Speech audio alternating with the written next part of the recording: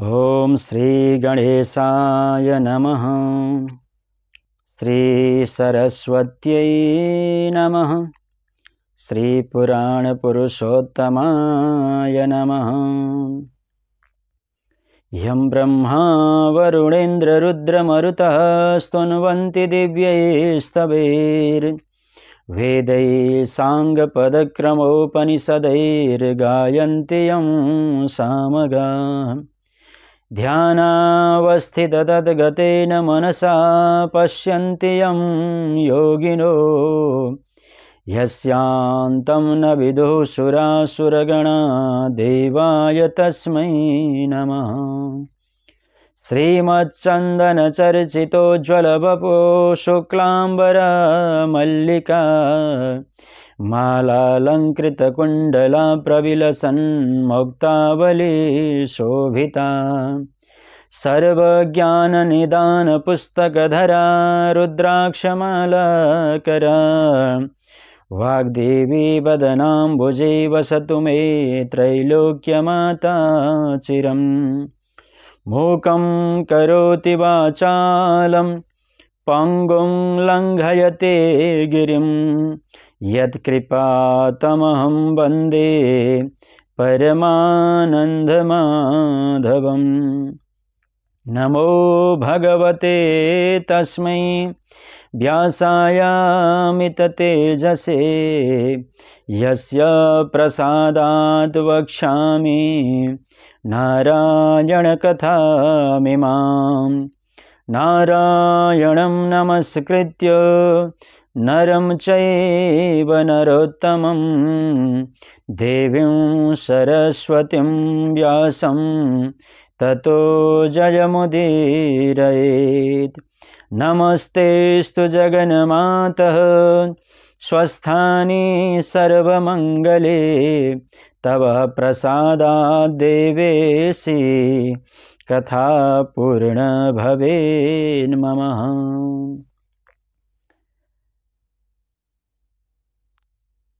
श्रोतृवृन्द, हामीले श्री स्वस्थानी व्रतकथा अन्तर्गत रहेर नित्यप्रति एक एक अध्यायको क्रमले श्रवण गरिरहेका छौँ। आज आउनुहोस् हामी सप्तम अध्याय अन्तर्गत रहेर स्वस्थानी व्रतकथालाई श्रवण गर्नेछौँ। यहाँहरू शान्त भएर यो प्रसङ्गलाई श्रवण गर्नुहुनेछ। सप्तमोत्सवः। हे अगस्त्यजी, सती देवीले यज्ञमा हाम फाली प्राण छोडेको देखि देवता, यक्ष, गन्धर्व, नाग, अप्सरा त्यहाँ रहेका सबैले हाहाकार क्या अनर्थ भयो भनी आश्चर्य बान्दा भए। त्यही समयमा अकस्मात ठुलो आँधी चली धुलो उडी आकाशमा व्याप्त भई अन्धकार भयो। वायु पनि विपरीतसँग बहन लाग्यो। बिना बादल उसै पनि मेघ गर्जे जस्तो चडाङ चुडङ गर्जन लाग्यो। सबै देवताका आँखामा धुलो परी भूमिमा घुप्टो परे। कतिलाई उडाइ लग्यो, कति रुन लागे, कति आफ्ना शरीरको सम्हार गरिरहे। यस्ता प्रकारले महाउत्पात भयो। त्यो देखि दक्ष प्रजापतिले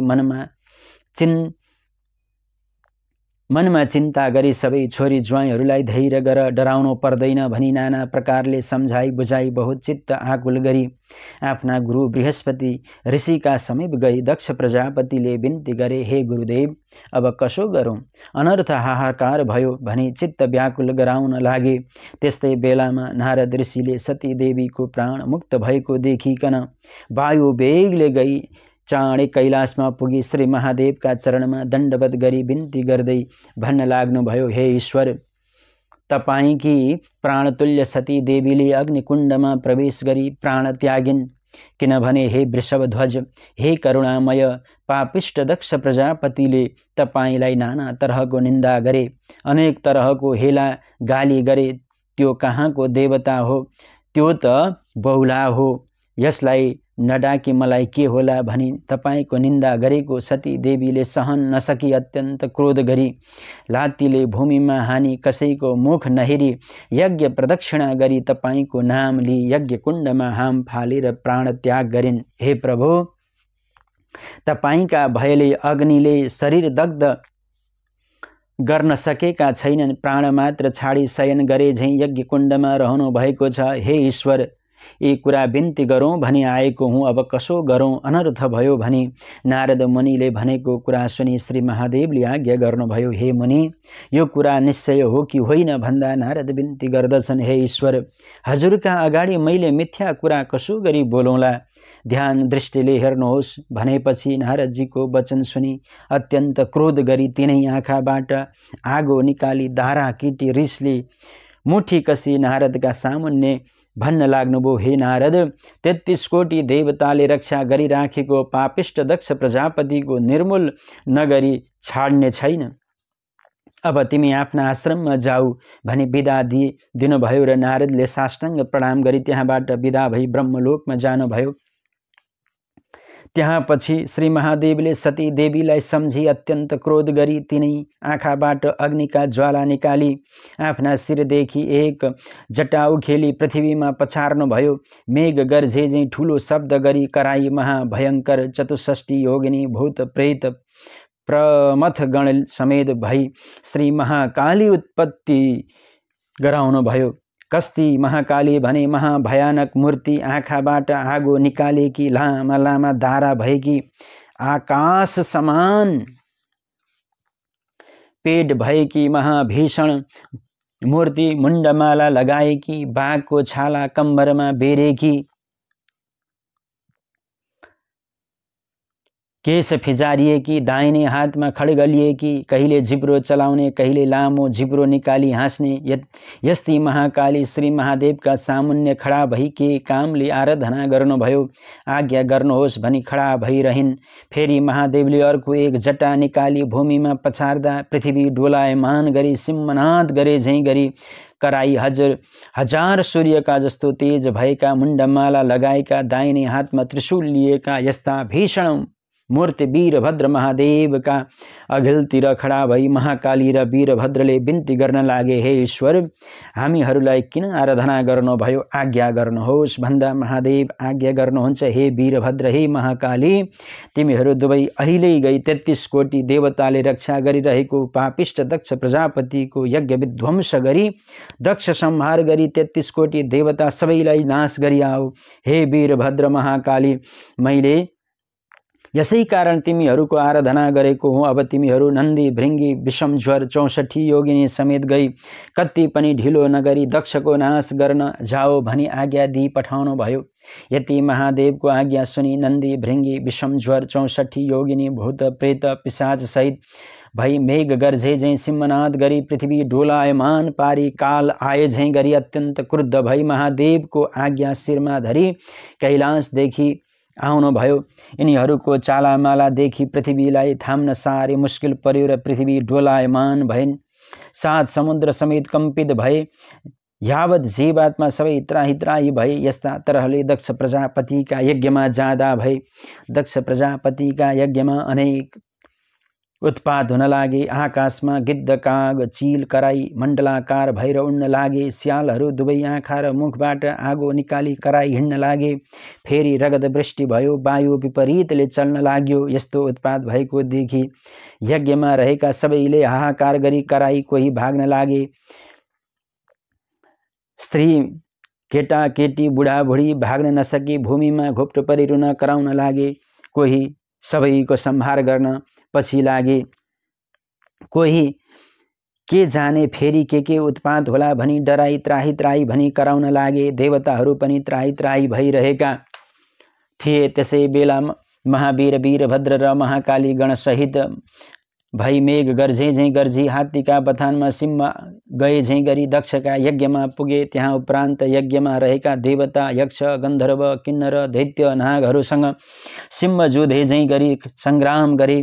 त्यो देखि यज्ञमा रहेका दक्षका छोरीहरू देवकन्या ऋषि कन्या गन्धर्व कन्या नाग कन्या ऋषि ब्राह्मण बालक अप्सराहरू त्राही त्राही नारायण नारायण भन्दै कोलाहल युक्त शब्द गराई यत्र तत्र भागे। कोही भाग्न नसकी त्यहीं लडे। कसैको हात भाँचियो कोही रुन कराउन थाले, कसैको खुट्टा मर्कियो भाँचियो, मूर्छा भई त्यहीँ लडिरहे। विष्णु आदि 33 कोटी देवता, यक्ष, गन्धर्व, किन्नर, दैत्यहरूले दक्ष प्रजापतिको निम्ति आफ्ना आफ्ना शस्त्र अस्त्र लिई महावीर वीरभद्र महाकालीलाई संहार गर्न लागे। यस्ता प्रकारले परस्पर भारी युद्ध हुन थाल्यो।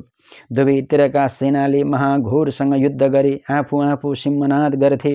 इन्द्रादि 33 कोटी देवताले वीरभद्र महाकालीलाई अनेकौं शस्त्र अस्त्र प्रहार गरिरहे। उनीहरूले ब्रह्मास्त्र, इन्द्रास्त्र, देव्यास्त्र, वरुणास्त्र, आग्नेयास्त्र, तोमर, भिन्दिपाल, गदा, खड्ग, मुसल, नागपाश आदिले वीरभद्र महाकाली 64 योगिनी, नन्दी, भृङ्गी, प्रमथगण, भूत, प्रेत, पिशाच, विषम ज्वरमाथि प्रहार गरे। यस्ता तरहसँग आफूहरूलाई प्रहार गरेको देखि वीरभद्रका गणहरू पनि त्रासमय शब्दसँग गर्जी फौजभित्र पसी पाए जतिका टाउको निमोठी, हात खुट्टा भाँची, मुड्कीले हानी, रगत निकाल्न थाले। फेरि महाकालीले काल जस्तो खड्गली राता राता आँखा गरी वर्षाको मे गर्जे झैँ गर्जे, सिंहनाद गरी मृगका फौजमा सिंह गई झैँ सुकेका खरका रासमा आगो लागे झैँ क्षणभरमा विध्वंस गरिन्। फेरि वीरभद्रले आफूमाथि शस्त्र अस्त्र वर्षाएको देखि क्रोधले नन्दी भृङ्गी 64 योगिनी, भूत प्रेत पिशाच प्रमथगण समेत भई शत्रुपक्षका कसैका शिर छुट्याए, कसैको हात पाउ छुट्याए, कसैको रगत प्रवाहित गरे, कसैका मांस निकाले र यसरी उनीहरू यस्ता कर्महरू गर्न लागे। 33 कोटी देवता दक्ष प्रजापतिका सेना संहार गरे। रगतले नदी बग्यो, मांसले पर्वत भयो। देवता, यक्ष, गन्धर्व, किन्नर, दैत्य, नाग आदि दक्ष प्रजापतिका सेनाले फेरि महाकाली माथि शस्त्र अस्त्र वर्षाए, तर ती शस्त्र अस्त्र महाकालीका मा पर्नासाथ भस्म भई गए। महाकालीले 64 योगिनी, भूत प्रेत पिशाच प्रमथगणले फेरि दक्ष प्रजापतिका सेना मारिदिए। विषम ज्वरले पनि सबैका शरीरमा प्रवेश गरी अचेष्टा गराए। तब वैकुण्ठनाथ विष्णुले सम्पूर्ण देवता, यक्ष, गन्धर्व, किन्नर, दैत्य, नाग बाँकी रहेका दक्ष प्रजापतिका सेना बिल्कुल अचेष्टा भएको देखि आफ्ना शरीरबाट शीताङ्ग ज्वर उत्पन्न गरी सबैलाई चेष्टा गराए। फेरि नाना शस्त्र अस्त्र लिई अग्निका ज्वालामा पुतली आदि जाइ लाग्दा झैँ वीरभद्रमाथि जाइ लागे। वीरभद्रले त्रिशूल उठाई सिंहनाद गरी सुकेका खरमा आगो लाग्दा झैँ क्षणभरमै कोटि कोटि दक्ष प्रजापतिका सेना मारिदिए। कसैको शिर छैनन्, कसैका पाउ छैनन्। यस्तो देखि कोही रक्षा गर भनी भाग्न लागे। कोही भाग्न नसकी भूमिमा घोप्टो परि रुन लागे। यज्ञ विध्वंस गरी अगाडि जो भेटिन्छन् तिनलाई समाति यज्ञमा होम्न लागे। वीरभद्रले यस्ता तरहले देवता, यक्ष, गन्धर्व, किन्नर, दैत्य, नाग दक्ष प्रजापतिका सेना मारेको र दक्ष यज्ञ विध्वंस गरेको देखि विष्णुले अत्यन्त क्रोध गरी राता राता आँखा गरी नागले श्वास फेरे झैँ सुस्केर हाली अग्निका ज्वाला जस्ता भई बायाँ हातले पाञ्चजन्य शङ्ख बजाई, दाहिने हातले कौमोदकी गदा उठाई संहार कालका रुद्र जाग्दा झैँ वीरभद्रका सेनामाथि जाइ लागे। त्यो देखि देवता, गन्धर्व, किन्नर, दैत्य, नाग दक्ष प्रजापतिका सेनाले धन्य धन्य विष्णु तिम्रो जय होस् कल्याण होस् भनी आफ्ना आफ्ना शस्त्र अस्त्र लिई विष्णुका सँग लड्न लागे। त्यो देखि महाकालीले क्रोधले अग्निको ज्वाला जस्तो बडो तेज निकाली खड्ग उठाई 64 योगिनी, भूत प्रेत पिशाच प्रमथगणले सहित भई सामुन्ने गई लड्न लागिन्। यस्तै ठुलो वायु चल्दा मेघ खण्ड खण्ड भई फाड्दछ, त्यस्तै देवता, यक्ष, गन्धर्व, किन्नर, दैत्य, नाग दक्ष प्रजापतिका सेनालाई अब 10 दिशा भगाइन्। त्यो देखि विष्णुले निर्धक्कैसित वीरभद्रका छातीमा कौमोदकी गदा छोडे। त्यो गदा गयो र वीरभद्रका छातीमा लागि मूर्छा भई भूमिमा परे। फेरि विष्णुले नन्दी भृङ्गी 64 योगिनी, भूत प्रेत पिशाच प्रमथगणलाई त्राही त्राही गराई पाञ्चजन्य शङ्ख बजाई गदा समाति जाइ लागे र हाने। नन्दी भृङ्गी 64 योगिनी, भूत प्रेत पिशाच प्रमथगण शङ्खका शब्दले र गदाका प्रहारले कोही भूमिमा परि मूर्छा भई कोही भाग्न लागे। त्यो देखि देवता यक्ष गन्धर्व किन्नर दैत्य नाग दक्ष प्रजापतिका सेनाले धन्य धन्य विष्णु भनी स्तुति गरी पुष्पवृष्टि गरी कराएको मूर्छा भइरहेका महावीर वीरभद्रका कानमा झट्का पर्यो र चेतना आयो। उठी हेर्दा आफ्ना सेना कोही भूमिमा परेका कोही भाग्न लागेका देखि अति क्रुद्ध भई नारायणलाई केही हेरी काल समान त्रिशूल उठाई वेगले छाडे। त्यो त्रिशूल विष्णुका छातीमा लाग्यो। त्रिशूलको वेदनाले सहन नसकी अत्यन्त मूर्छित भएर भूमिमा लड्नुभयो। वीरभद्रले विष्णु मूर्छा परेको देखि प्रलयकालका मेघले गर्जना गरे जस्तो स्वर गरी गर्जी दक्षका सेनामाथि जाई लागेर कोटि कोटि देवताको नाश गरे। वीरभद्र गर्जेको स्वरले देवताहरू त्राही त्राही भई भनी कराई भागे। कोही मूर्छा भइरहेका मुखबाट निस्केको आहको आवाज नन्दी भृङ्गी चतुष्षष्ठी योगिनी भूत प्रेत पिशाचका कानमा परी मूर्छाबाट ब्योजी खडा भई हेर्दा वीरभद्रले विष्णुलाई मूर्छा पारी देवताहरूको नाश गर्न लागेको देखि धन्य धन्य वीरभद्र भनी कोलाहल शब्द गरी दक्षका सेनामाथि जाई लागे। यस्ता तरहले त्यो यज्ञ रणभूमिमा परिणत भयो र बहुतै ठुलो सङ्ग्राम भयो। कस्तो सङ्ग्राम भयो भने हे अगस्त्य मुनि, महाकाली र वीरभद्रले दक्षका सेनाहरूमाथि जाई लागि कुनै देवताको टुप्पी समाती पछाडि खड्ग प्रहार गरी मारे। कसैलाई मुड्कीले हानी ध्वस्त पारे। 64 योगिनीले कसैलाई निमोठी पछारे।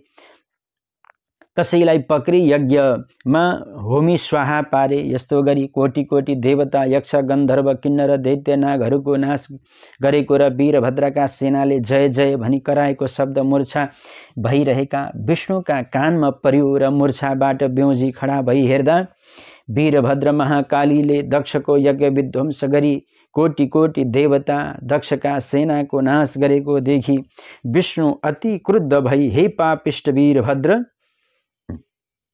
आज तेरो नाश गरौँला, तेरो प्राण ली दक्षको यज्ञ पूर्ण गरौँला। तब सम्पूर्ण देवता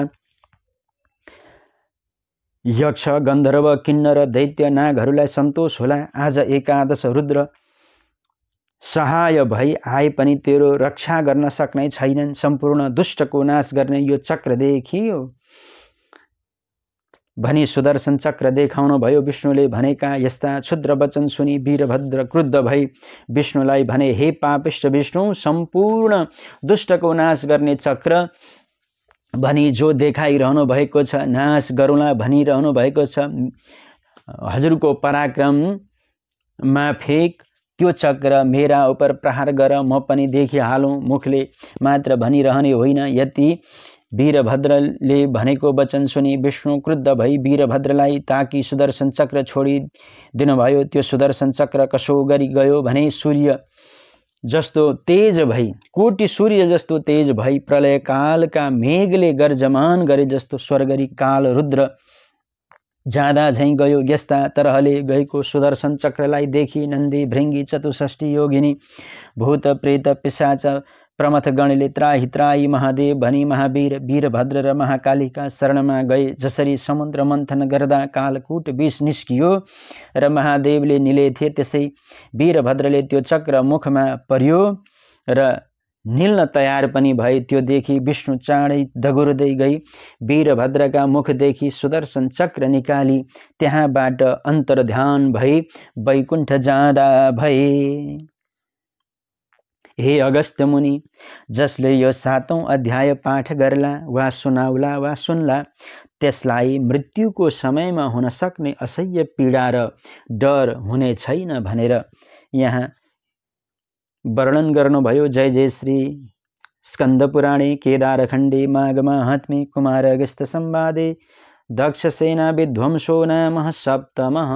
हामीले सप्तम अध्यायमा रहेर श्री स्वस्थानी परमेश्वरी व्रतकथालाई हामीले श्रवण गर्यौं र यहाँहरूले यस कथालाई श्रवण गरेर मेरो यस मनोज खतिवडा युट्युब च्यानल मन पराउनु भयो भने, यो कथालाई मन पराउनु भयो भने यो च्यानललाई पनि हजुरहरूले सब्स्क्राइब गरिदिनु होला अवश्य पनि भन्दै यति निवेदन गर्दै आउनुहोस् अब हामी भोलि अष्टम अध्यायमा रहेर श्री स्वस्थानी परमेश्वरी व्रतकथालाई श्रवण गर्नेछौँ। अष्टम अध्यायमा कस्ता कस्ता कथाहरू रहेका छन् यी विषयमा चर्चा हामी भोलि युट्युब च्यानलका माध्यमबाट हजुरहरूलाई राख्नेछौँ भन्दै आजको यस प्रसङ्गलाई म यही विश्राम दिनेछु। भोलि पुनः अष्टम अध्यायमा हजुरहरूलाई